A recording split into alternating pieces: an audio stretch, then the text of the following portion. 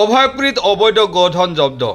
বঙাইগাঁও আৰু বৰপেটা জিলাৰ সীমাৱৰ্তী বৰতাৰীত গ মাফিয়া মান্নাত আলীৰ ঘৰত অভয়পুৰী আৰু মেৰেশ্বৰৰ আৰক্ষীয়ে অভিযান চলাই জব্দ কৰে 23টাকৈ অবৈধ গোধন।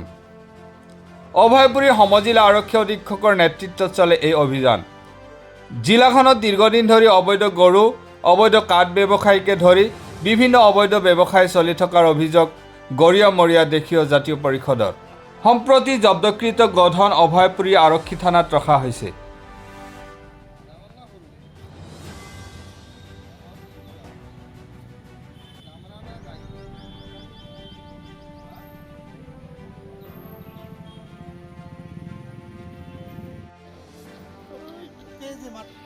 না হয় নিশ্চয়কৈ আমি সদৌ অসম গৰিয়ামৰীয়া দেখি জাতীয় পৰিষদৰ তৰফৰ পৰা অভয়পুৰী থানা আৰু মেৰেশ্বৰ থানাৰ লগতে CDSP ছাৰক আমি ধন্যবাদ জনাইছোঁ, যিহেতু আজি বৰতাৰীৰ মন্নাফালী ঘৰৰ পৰা প্ৰায় 23টামান গৰু জব্দ কৰিছে।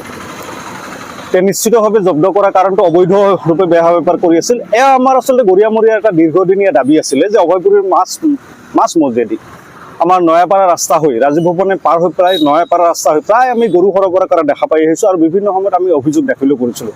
অভয়পুৰীত এতিয়া হেলমেটৰ কাৰণে যেনেকৈ নাকাবন্দী লগোৱা হৈছে, আমি তাক ধন্যবাদ দিছিলোঁ। লগতে সমান্তৰালভাৱে আমি কৈছিলোঁ যে অভয়পুৰী মাছ পথেৰে যিবিলাক চোৰাং কাঠ ব্যৱসায়ী আছে, অভাৰলোড গাড়ী আছে, গৰু সৰবৰাহ আছে, এইবিলাকৰ ক্ষেত্ৰতো প্ৰশাসন আচলতে ষ্ট্ৰিক্টলি কিছুমান কাৰ্যকলাপত দৰকাৰ হৈ আছিল বুলি আমি অনুভৱ কৰিছিলোঁ। আৰু তাৰ পৰিপ্ৰেক্ষিতত দেখিছোঁ আজি যে অবৈধভাৱে গৰু সৰবৰাহকাৰী ব্যক্তি মন্নাফালীৰ ঘৰৰ পৰা গৰু জব্দ কৰিছে।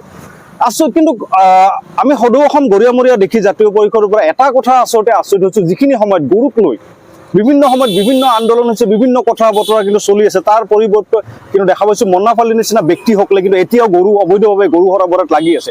গতিকে এই ব্যক্তিসকল আচলতে গৰু ধৰি পেলাই ইয়াতে ৰখাৰ পাছত মন্নাফালীৰ কি হ'ব আমাৰ প্ৰশ্ন আছে তাতে, যে মন্নাফালীৰ নিচিনা ব্যক্তিসকলৰ প্ৰতি এটা কঠোৰ সিদ্ধান্ত ল'ব লাগে, যাতে অভয়পুৰীৰ মাছ মজিয়াৰে ইমান নাকা লগোৱাৰ পিছতো কেনেকৈ গৰু সৰবৰাহ হয় বা চোৰাং কাঠ কেনেকৈ সৰবৰাহ হয়, এই কথাবিলাকে আচলতে প্ৰশাসনে গুৰুত্ব দিব লাগে। প্ৰশাসনক আমি নিশ্চয়কৈ আজি ধন্যবাদ জনাব লাগিব। লগতে চোকা দৃষ্টি ৰাখিবলৈ প্ৰশাসনক আমি অনুৰোধ জনাইছোঁ, যাতে অভয়পুৰীৰ মাছ মজিয়াদি কোনো ধৰণৰ যাতে চোৰাং ব্যৱসায় কোনোৱে কৰিব নোৱাৰে আৰু মন্নাফালীৰ নিচিনা ব্যক্তিবিলাকক কঠোৰৰ পৰা কঠোৰতম শাস্তি দিয়াৰ বাবে আমি সদৌ অসম গৰিয়ামৰীয়া দেখি জাতীয় পৰিষদৰ দাবী জনাইছোঁ। ধন্যবাদ। জয় অসম।